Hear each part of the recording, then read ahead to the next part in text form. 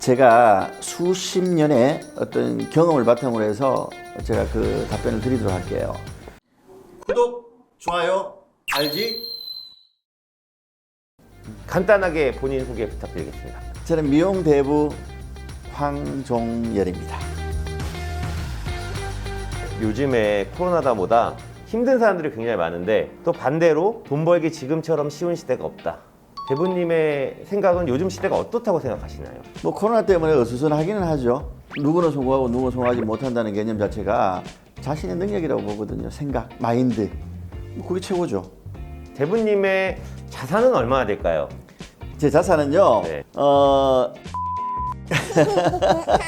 이 미용 사업을 하는 데 있어서 굉장히 중요한 게 자본도 중요하고 기술도 굉장히 중요하잖아요. 네. 코로나 이후에 어떤 게 더 중요하다고 생각을 하시나요? 코로나 이후든 이전이든 같은 것 같아요. 같은 맥락인 것 같아요. 네네. 이 코로나 때문에 뭐 달라지는 건 없다. 뭐가 중요하다라는 것들은 또 각자 성향에 따라 다를 것 같아요. 진짜 많은 분들이 찾아오시잖아요. 네네. 보통 어떤 도움을 구하기 위해서 많이 오시나요? 어떤 방법을 해야 좀 더 많은 매출을 올릴 수 있느냐 이런 내용이죠. 또 어떤 바람직한 뭐 어떤 경영 방법에 대해서도 이야기도 해주고 그러죠. 네, 어떤 분이 기억에 남으신가요? 같은 재료하는 후배 한 명이 소장합시다 이래서 이야기하다 보니까 어느 한 사람이 자살을 한 거예요. 그 사람은 남들 보기에는 행복하다, 항상 웃음도 많았고, 근데 어느 순간 안정을 고해버리는 거예요. 그 저도 충격받았어요, 사실은요. 저런 사람이 아닌데 그러면서 허무함을 느낀대요. 불현도 저렇게 가버리니까 자기는 행복한 줄 알았는데 또 나 외롭지 않아요 하는 사람 외롭고 외롭다 하는 사람은 외롭지 않은 경우도 있으니까 그래서 늘 우리가 이제 학습하는 게 그런 것 같아요. 어떻게 하면 행복하게 살 수 있느냐. 돈을 벌더라도 행복한 것과 이렇게 돈 버는 것들이 함께 가야 된다. 하나가 기울어 버리면 그 과연 100% 행복할까 이런 거겠죠. 돈과 행복은 같이 가야 된다. 그래서 제가 그 친구한테 뭔가를 꼬집어서 이래라 이러지 말라 라고 하는 것들은 과연 너한테 한 10% 정도 도움이 될까? 사실 90%는 너가 결정하는 거라고 이렇게 이야기하고 뭐 그때 그런 충격을 받았을 때 이야기해 준 기억이 좀 있습니다.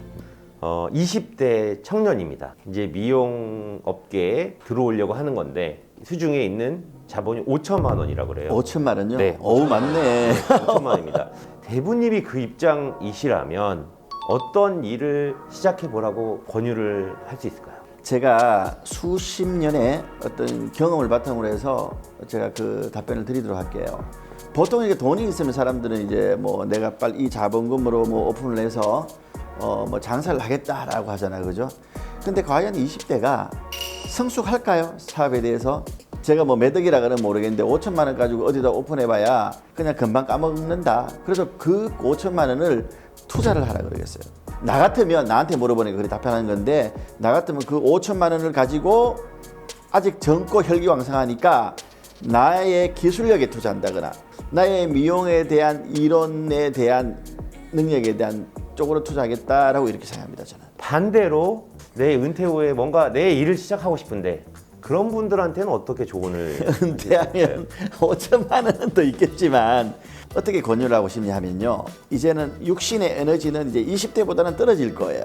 50대, 60대 정도 되면 경험을 바탕으로 하는 일을 해야 될 것 같아. 그러면 20대가 할 수 있는 일은 뭐 헤어라든가 뭐 왁싱이라든가 이런 전문적인 시간이 걸려서 취득하는 기술을 선호하겠지만 반대로 이제 나이가 들어서는 지금 이제 그렇게 투자할 시간들이 과연 있을까요? 그리고 이게 몸이 그렇게 움직일까요? 라는 관점에서 본다면 그 미용 기기를 통해서 관리를 많이 하기 때문에 요즘은 뭐 한 3개월만 배워도 충분히 기술을 습득할 수 있으니까 이제 그런 방향으로 가야 되지 않느냐. 이제 두 번째는 이런 생각이에요, 저는요.